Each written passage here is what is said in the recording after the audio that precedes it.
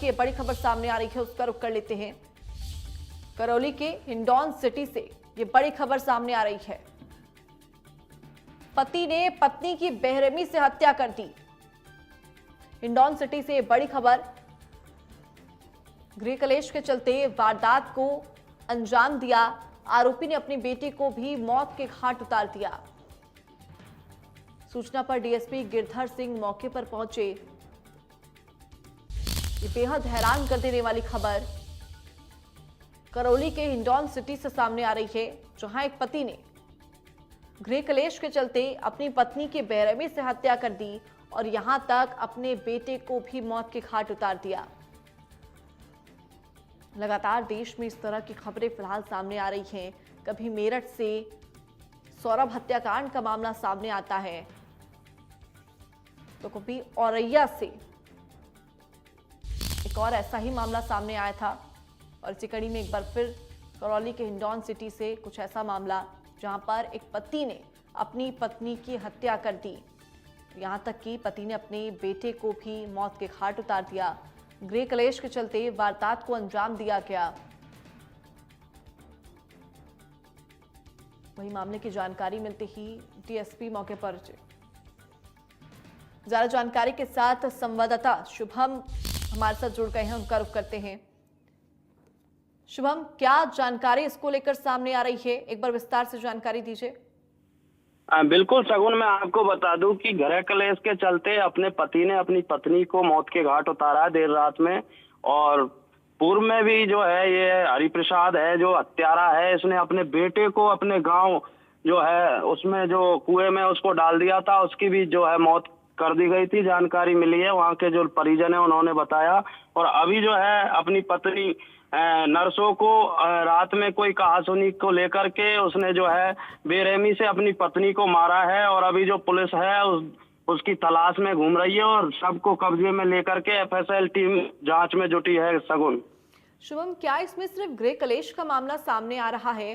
क्या पति शराब का नशा करता था जिस वजह से ये कलेश होता था? लड़ाई झगड़े अक्सर देखे जाते थे। बिल्कुल, लोगों ने बताया कि ऐसे ही जो है मानसिक तनाव था इसको, हरिप्रसाद को।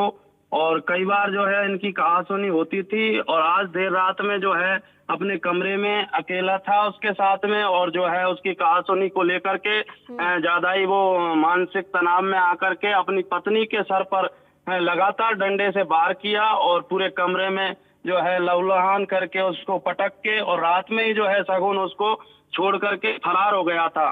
शुभम, आरोपी को ये मानसिक तनाव आखिर किस बात का था? क्या उसका कोई काम अटका हुआ था या फिर उसके रोजगार में किसी तरह की दिक्कत जिसकी वजह से मानसिक रूप से अक्सर तनाव पे रहता था और उसके बाद उसने कलेश किया, लड़ाई झगड़े हुए और अपनी पत्नी और बच्चे को मौत के घाट उतार दिया? बिल्कुल सगुन, वहाँ जो परिजन है उन्होंने बताया कि ये जो है निठल्ला घूमता था और वैसे जो असामाजिक तत्व है उनके साथ में बैठता उठता था। और जो है शाम को अपनी पत्नी के पास पहुंचा तो उन्होंने अपने जो है कुछ कहासुनी हुई तो रात में उसने अपनी पत्नी को बेरहमी से एक राक्षस रूप में होकर के अपने बेटे को मार दिया और अपनी पत्नी को भी उस मौत के घाट उतार दिया। बहुत ही निंदनीय घटना है सगुन। निश्चित तौर पर शुभम, बेहद हैरान कर देने वाली है पूरी वारदात कि कैसे एक पति अपनी पत्नी को मौत के घाट उतारता है और अपने ही खून को भी मौत के घाट उतार देता है। फिलहाल पुलिस इस पूरे मामले में क्या कार्रवाई कर रही है? चूंकि पति तो फरार बताया जा रहा है, क्या जानकारी उसको लेकर मिल रही है? कहीं छुपा हुआ है वो?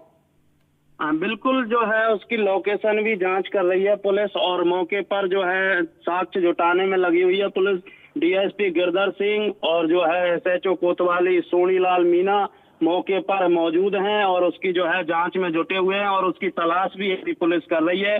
और अभी सगुन एक जानकारी है कि जो एफएसएल टीम अभी मौके पर पहुंची है और जो है उसके साक्ष्य जुटाने में लगी है कि क्या कारण रहा मारने का और किस जो हथियार से है जो है डंडे की, उसकी भी तलाश कर रही है। क्योंकि जो है जिस हथियार से उसको मारा है पत्नी को वो अभी वहाँ मौके पर मौजूद नहीं है, उसको भी तलाशने में लगी हुई है टीम। और पुलिस के जो कप्तान है ब्रजेश ज्योति उपाध्याय, वो भी पूरे मामले की जो है घटना की जानकारी दे रहे हैं और पुलिस तुरंत प्रभाव से जो है उसकी तलाश में जुट गई है। पुलिस पूरे तरीके से जो है अपराधी को जल्दी गिरफ्तार कर सकती है, हिरासत में ले सकती है। सगुन जी बिल्कुल, कुल मिलाकर यानी कि एफएसएल की टीम भी फिलहाल वहां पर मौजूद है और साक्ष्य इकट्ठा करती हुई नजर आ रही है। बहरहाल बहुत बहुत शुक्रिया शुभम तमाम जानकारी के लिए।